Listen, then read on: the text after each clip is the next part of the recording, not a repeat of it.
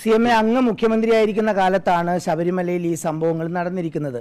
അങ്ങയുടെ സർക്കാർ ഏൽപ്പിച്ചതാണ് പത്മകുമാറിനെ ആയാലും വാസുവിനെ ആയാലും ആ സ്ഥാനം.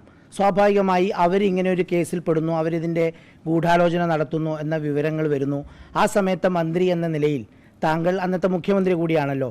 കടകംപള്ളിയോട് ചോദിച്ചിരുന്നോ CMA എന്താണെന്ന് സംഭവിച്ചത്, എന്താണ് ഉണ്ടായത് എന്ന കാര്യം? ഈ കാര്യത്തിൽ SIT അന്വേഷണം നടത്തിക്കൊണ്ടിരിക്കുകയാണ്. ആ അന്വേഷണത്തിൻ്റെ ഭാഗമായിട്ടുള്ള കാര്യങ്ങൾ ഇപ്പോൾ കോടതിയുടെ മുന്നിൽ വന്നുകൊണ്ടിരിക്കുന്നുണ്ട്. അതുമായി ബന്ധപ്പെട്ട് കൂടുതൽ വ്യക്തത ആ അന്വേഷണത്തിൻ്റെ ഭാഗമായിട്ട് വരും. ആരോടും പ്രത്യേകമായി ചോദിക്കേണ്ട ആവശ്യം വരുന്നില്ല. അല്ല, അങ്ങ് CM ആയിരിക്കുമ്പോഴല്ലേ ഇത് സംഭവിക്കുന്നത്? അങ്ങക്കൊരു രാഷ്ട്രീയ ബാധ്യതയില്ലേ? താങ്കൾ ഏതൊക്കെ കാലത്താണ് സംഭവിച്ചതെന്ന് അന്വേഷണം നടക്കട്ടെ. നിലവിൽ വന്നിരിക്കുന്ന 18-ലും 19-ലും ആണല്ലോ CM. നമ്മൾ എന്തിനാ അത്ര ധൃതിപ്പെടുന്നത്? അന്വേഷണം പൂർത്തിയാകട്ടെ. അല്ല, ധൃതിപ്പെടുന്നതല്ല, അങ്ങ് CM ആയ കാലത്താണല്ലോ CM ഇത് സംഭവം. അത് മനസ്സിലിരിക്കട്ടെ എന്ന് അത് വ്യക്തമായല്ലോ. അല്ല, മനസ്സിലിരിക്കുന്നതല്ല ഞാൻ പറയുന്നത്. പത്മകുമാറിനെയും വാസുവിനെയും അങ്ങാണല്ലോ അതിന്റെ ഭാരവാഹികളാക്കുന്നത്.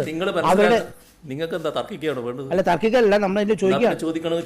അതാ ചോദിച്ചത്. അതായത് അന്ന് കടകംപള്ളിയോട് ചോദിച്ചിരുന്നോ എന്നാണ് ചോദിക്കുന്നത് ഈ സംഭവിച്ചതിനെ കുറിച്ചിട്ട്. ദേവസ്വം മന്ത്രിയാണല്ലോ പറയുന്നതിന് ശേഷം മാത്രമേ ഇദ്ദേഹം പറയൂ. പറഞ്ഞോളൂ CM, നിങ്ങളതിന് ഉറപ്പുണ്ടാകും. പറഞ്ഞോളൂ. കാരണം ഇദ്ദേഹത്തെ ഇങ്ങനെ കാണുന്നുണ്ട് ഞാൻ പലപ്പോഴായിട്ട് ഇവിടെ. പറഞ്ഞുകൊണ്ടിരിക്കുമ്പോൾ ഇടയ്ക്ക് കയറി പറയാൻ എന്തോ ഒരു അവകാശമുള്ള ആൾ എന്ന മട്ടിലാണ് അദ്ദേഹത്തെ കാണുന്നത്. ആ നില പൊതുവിൽ വാർത്താ സമ്മേളനത്തിൽ നല്ല കാര്യമല്ല.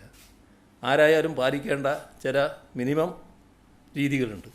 അത് നിങ്ങൾക്ക് എല്ലാവർക്കും ബാധകമായിട്ടുള്ള കാര്യം തന്നെയാണ്. ഇദ്ദേഹം എന്തോ അതിൽ നിന്ന് ഒരു എക്സെപ്റ്റഡ് ആണ് എന്നൊരു ധാരണയിലാണ് അദ്ദേഹം. അങ്ങനെ ഒരു ധാരണയില്ല CMA. കണ്ടോ അല്ല, CM പറഞ്ഞാൽ നമുക്കും പറയണ്ടേ? CMA വാർത്താ സമ്മേളനല്ലേ? ഇവിടെ തർക്കിക്കാനല്ലോ വരുന്നത്. തർക്കിക്കുന്നല്ലോ. നിങ്ങൾ ചോദിക്കാനും ഞാൻ ഉത്തരം പറയാനുമാണ് നിൽക്കുന്നത്. നിങ്ങൾ എല്ലാ ചോദ്യങ്ങൾക്കും ഉത്തരം പറഞ്ഞുകൊണ്ടാണ് ഞാൻ ഇരിക്കുന്നത്. അവിടെ അനാവശ്യമായ തർക്കം ഉന്നയിക്കുന്നൊരു പ്രത്യേക രീതി ഇദ്ദേഹം സ്വീകരിച്ചു വരികയാണ്.